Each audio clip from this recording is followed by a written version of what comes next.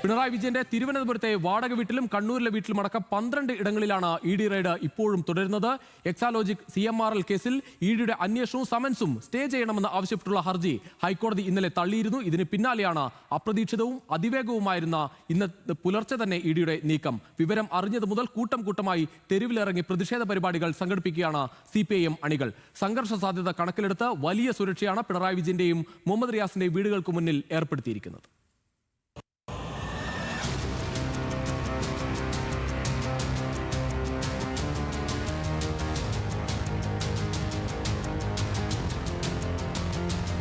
രാവിലെ 7:40 അപ്രതീക്ഷിതമായി പൊടുന്നനെ വലിയ വാർത്തയെത്തി. മുൻ മുഖ്യമന്ത്രിയും നിലവിലെ പ്രതിപക്ഷ നേതാവുമായ പിണറായി വിജയന്റെ വീടുകളിൽ ഇ ഡി റെയ്ഡ്. രാവിലെ 6:30 തന്നെ വിവിധയിടങ്ങളിൽ ഒരേ സമയം ഉദ്യോഗസ്ഥർ പരിശോധനയ്ക്കെത്തുകയായിരുന്നു. അതീവ രഹസ്യമായിരുന്നു നീക്കം. വിവരം പുറത്തെത്തിയത് 1.5 മണിക്കൂറിനിപ്പുറം മാത്രം.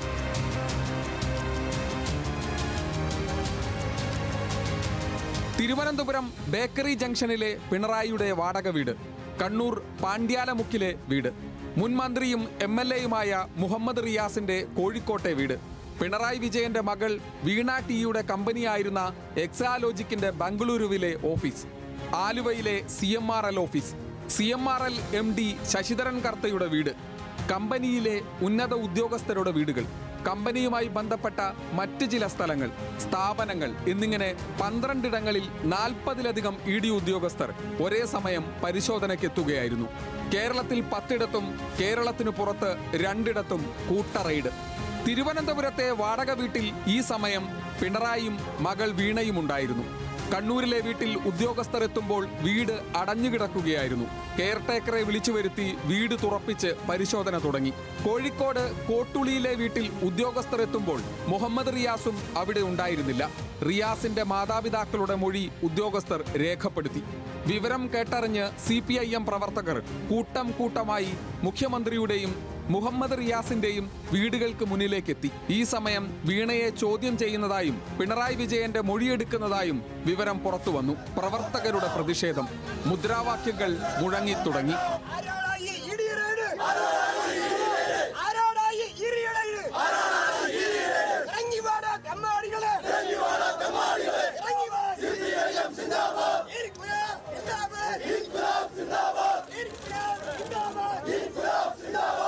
റെയ്ഡ് വിവരം പുറത്തുവന്നതിന് തൊട്ടുപിന്നാലെ CPIM അടിയന്തര അവൈലബിൾ സംസ്ഥാന സെക്രട്ടേറിയറ്റ് വിളിച്ചു ചേർത്തു. പിണറായിക്ക് പാർട്ടിയുടെ പരിപൂർണ ഐക്യദാർഢ്യം പ്രഖ്യാപിക്കാൻ തീരുമാനം. BJP-യുടേത് പകവീട്ടൽ രാഷ്ട്രീയമാണെന്നും കോൺഗ്രസ് അറിഞ്ഞുകൊണ്ടുള്ള ഡിസൈനെന്നും ആരോപണങ്ങളുമായി പാർട്ടി നേതൃത്വത്തിന്റെ പ്രതികരണം. ഇത് CPIM-ന് മാത്രം എതിരായിട്ടുള്ളതല്ല, ഇന്ത്യയിലെ പ്രതിപക്ഷ നേതൃത്വത്തിന് ആകെ എതിരായിട്ടുള്ള കടന്നാക്രമണത്തിന്റെ ഭാഗം കൂടിയാണ്.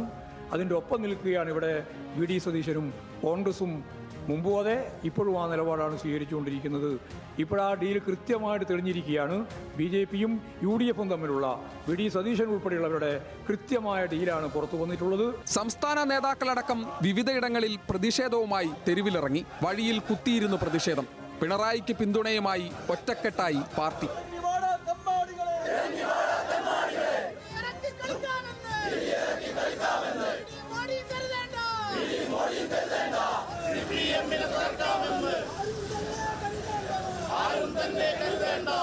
റെയ്ഡ് സംബന്ധിച്ച് യാതൊന്നും സംസ്ഥാന പോലീസിനെ ED അറിയിച്ചിട്ടില്ലെന്ന് ആഭ്യന്തരമന്ത്രി രമേശ് ചെന്നിത്തല പറഞ്ഞു. ഞങ്ങൾക്ക് അതിനെപ്പറ്റി ഒരു അറിവുമില്ല, ഞങ്ങളെ അറിയിച്ചിട്ടുമില്ല. കേരള പോലീസിൻ്റെ സഹായം തേടിയിട്ടില്ല. അവർ കേന്ദ്ര സേനകളുടെ സഹായമാണ് തേടിയിട്ടുള്ളത്. ഞാൻ DGP ആയിട്ട് സംസാരിച്ചു, ഹോം സെക്രട്ടറിയായിട്ട് സംസാരിച്ചു. അവർ പറഞ്ഞ് ഞങ്ങൾക്ക് ഒരു വിവരവും ലഭിച്ചിട്ടില്ല. നമുക്ക് ഇതിനെപ്പറ്റി ഒന്നും അറിയത്തില്ല. എന്താണ് മുഖ്യമന്ത്രിയുടെ ഡൽഹി യാത്രയുമായി റെയ്ഡിനെ ചേർത്ത് വെക്കേണ്ട കാര്യമില്ല. അത്തരം ആരോപണങ്ങൾ ദുരുദ്ദേശപരമെന്നും ആഭ്യന്തരമന്ത്രി. എക്സാലോജിക് CMRL ഇടപാടുമായി ബന്ധപ്പെട്ട PMLA കേസിൽ ED-യുടെ അന്വേഷണവും സമൻസും സ്റ്റേ ചെയ്യണമെന്നാവശ്യപ്പെട്ടുള്ള ഹർജി ഹൈക്കോടതി ഇന്നലെ തള്ളിയിരുന്നു. വിധി വന്ന് ഒറ്റ രാത്രി ഇരുട്ടി വെളുത്തപ്പോഴേക്കും സർവ്വസന്നാഹവുമായി അതിവേഗമായിരുന്നു ED-യുടെ റെയ്ഡ്. CMRL ഓഫീസിൽ നിന്ന് നിരവധി രേഖകൾ ED പിടിച്ചെടുത്തതായാണ് വിവരം. സംസ്ഥാന രാഷ്ട്രീയത്തിൽ ദൂരവ്യാപക കോളിളക്കങ്ങൾ ഉണ്ടാക്കിയേക്കാവുന്ന സംഭവ വികാസത്തിന്റെ തുടർചലനങ്ങൾക്ക് ആകാംക്ഷയോടെ സാക്ഷിയാവുകയാണ് രാഷ്ട്രീയ കേരളം.